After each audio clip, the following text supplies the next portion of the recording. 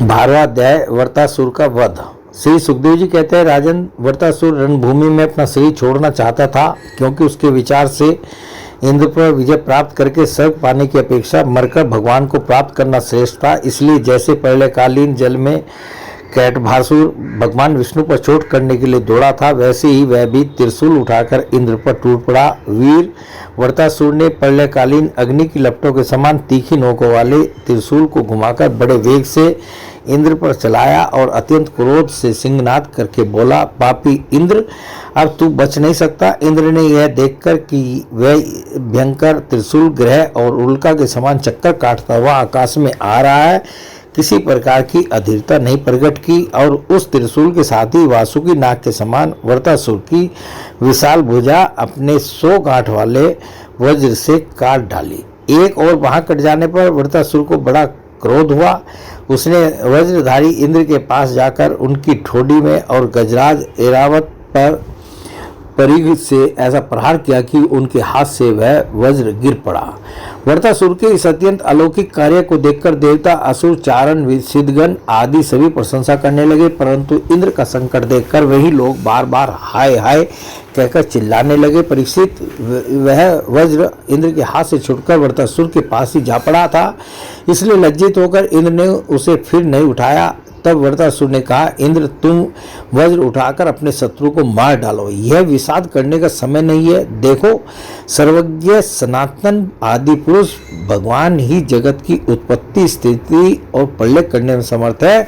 उनके अतिरिक्त दयाभिमानी और युद्ध के लिए उत्सुक आतताइयों को सर्वदा जय ही नहीं मिलती। वे कभी जीतते हैं, कभी हारते हैं। यह सब लोक और लोकपाल जाल में फंसे हुए पक्षियों की भांति जिसकी अधीनता में विवश होकर चेष्टा करते हैं, वह काल ही सबकी जय पराजय का कारण है।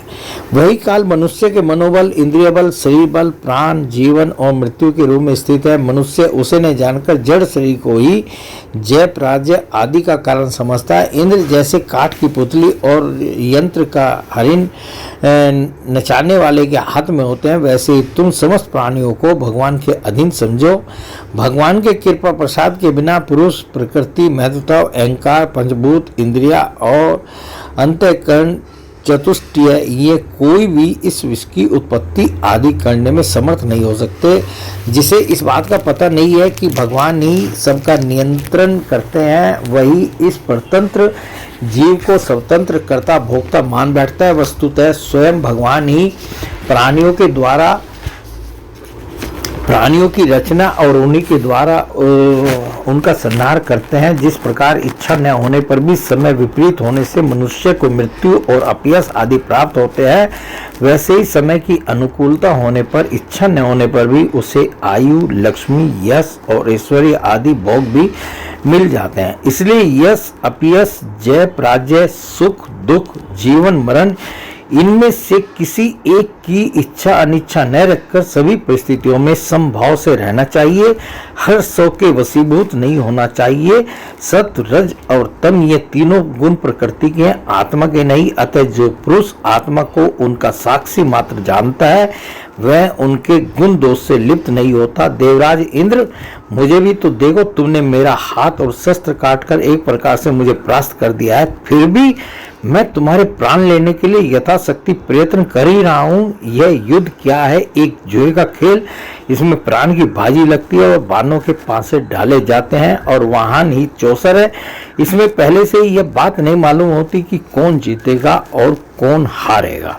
श्री सुखदेव जी कहते हैं, परीक्षित, वृत्रासुर के ये सत्य और निष्कपट वचन सुनकर इंद्र ने उनका आदर किया और अपना वज्र उठा लिया। इसके बाद किसी प्रकार का आश्चर्य किए मुस्कुराते हुए वे कहने लगे। देवराज इंद्र ने कहा, अहो दानवराज, सचमुच तुम सिद्ध पुरुष हो, तभी तो तुम्हारा धैर्य, निश्चय और भगवत भाव इतना विलक्षण है। तुमने समस्त प्राणियों के सुहृद आत्मस्वरूप जगदीश्वर की अनन्य भाव से भक्ति की है। अवश्य ही तुम लोगों को मोहित करने वाली भगवान की माया को पार कर गए हो, तभी तो तुम असुरोचित भाव छोड़कर महापुरुष हो गए हो। अवश्य ही ये बड़े आश्चर्य की बात है कि तुम रजोगुणी प्रकृति के हो तो भी विशुद्ध सत्य स्वरूप भगवान वासुदेव में तुम्हारी बुद्धि दृढ़ता से लगी हुई है। जो परम कल्याण के स्वामी भगवान श्री हरि के चरणों में प्रेम में भक्ति भाव रखता है, उसे जगत के भोगों की क्या आवश्यकता है। जो अमृत के समुद्र में विहार कर रहा है, उसे क्षुद्र गड्ढों के जल से प्रयोजन ही क्या हो सकता है। श्री सुखदेव जी कहते हैं, परीक्षित, इस प्रकार योद्धाओं में श्रेष्ठ महापराक्रमी देवराज इंद्र और वृत्रासुर धर्म का तत्व जानने की अभिलाषा से एक दूसरे के साथ बातचीत करते हुए आपस में युद्ध करने लगे। राजन, अब शत्रुसूदन वृत्रासुर ने बाएं हाथ में फौलाद का बना हुआ एक बहुत भयावना परिघ उठाकर आकाश में घुमाया और उससे इंद्र पर प्रहार किया, किंतु देवराज इंद्र ने वृत्रासुर का वह परिघ और हाथी की सूंड के समान लंबी भुजा अपने 100 गांठों वाले वज्र से एक साथ ही काट गिराई। जड़ से दोनों भुजाओं के कट जाने पर वृत्रासुर के बाएं और दाएं दोनों कंधों से खून की धारा बहने लगी। उस समय वैसा जान पड़ा मानो इंद्र के वज्र की चोट से पंख कट जाने पर कोई पर्वत ही आकाश से गिरा हो। अब पैरों से चलने फिरने पर्वतराज के समान अत्यंत दीर्घकाय वृत्रासुर ने अपनी ठोड़ी को धरती से और ऊपर के होठ को सर्प से लगा लिया और आकाश के समान गहरे मुंह, सांप के समान भयावनी जीभ एवं मृत्यु के समान कराल दाढ़ों से मानो त्रिलोकी को निगलता अपने पैरों की चोट से पृथ्वी को रोनता प्रबल वेग से पर्वतों को उलटता पलटता वह इंद्र के पास आया और उन्हें उनके वाहन ऐरावत हाथी के सहित इस प्रकार लील गया जैसे कोई परम पराक्रमी और अत्यंत बलवान अजगर हाथी को निगल जाए। प्रजापतियों और महर्षियों के साथ देवताओं ने जब देखा कि वृत्रासुर इंद्र को निगल गया तब तो वे अत्यंत दुखी हो गए और तथा हाय बड़ा अनर्थ हो गया यूं कहकर विलाप करने लगे। बल दैत्य का संहार करने वाले देवराज इंद्र ने महापुरुष विद्या अर्थात नारायण कवच से अपने को सुरक्षित कर रखा था और उनके पास योग माया का बल था ही, इसलिए वृत्रासुर के निगल जाने पर उसके पेट में पहुंचकर भी वे मरे नहीं। उन्होंने अपने वज्र से उसकी कोख फाड़ डाली और उसके पेट से निकलकर बड़े वेग से उसका पर्वत शिखर के समान ऊंचा सिर काट डाला।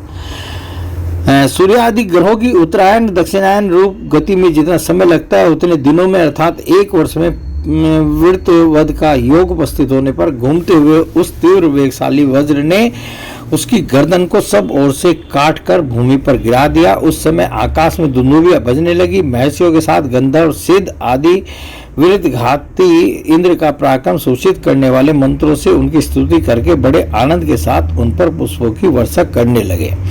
शत्रुधवन परीक्षित, उस समय वृत्रासुर के शरीर से उसकी आत्मज्योति बाहर निकली और इंद्र आदि सब लोगों के देखते देखते सर्वलोकातीत भगवान के स्वरूप में लीन हो गया। बोले भगवान श्री कृष्ण की जय।